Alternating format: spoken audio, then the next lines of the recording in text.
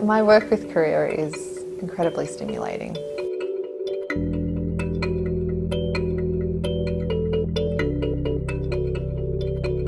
So my name is Natalie Barnes and I've been in Korea now for 2.5 years.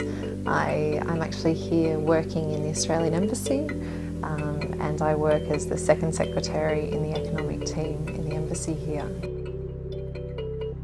Certainly I was really motivated to come to Korea because my previous travel and personal experience was in this region but more focused towards Japan and China. And in many ways I hadn't really thought of Korea in the same way as I think that China and Japan have exposure in Australia as key trading partners.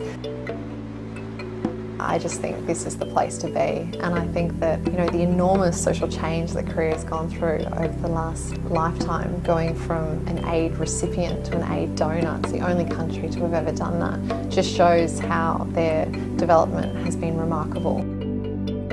Well, I've been really lucky in that as part of coming to Korea primarily for work, I was also able to do a couple of years of Korean language training. I actually did a year in Canberra with the department and then about 10 months here in Seoul.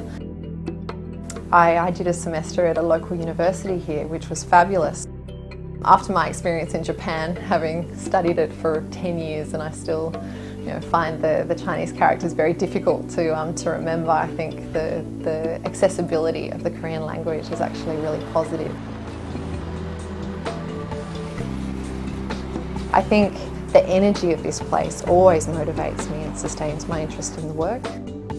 I think Koreans are in many ways quite similar to Australians, very genuine people, very honest, very hardworking and quite outcomes oriented.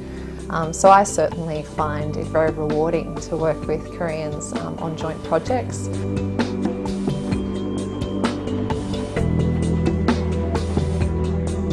I've really enjoyed that social part of the work life in Korea, and so it's quite difficult in a way to detangle my work life from my social life.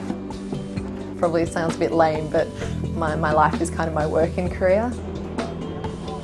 One thing I never was aware of before coming to Korea was how much they also live by the philosophy of work hard, play hard, probably even more so than Australians. Every day reaffirms to me how important this country is to Australia and how dynamic the people are, and it's a great city to live. My future in Korea is another 1.5 years, but certainly I look forward to coming back maybe one day as Australia's ambassador to Korea.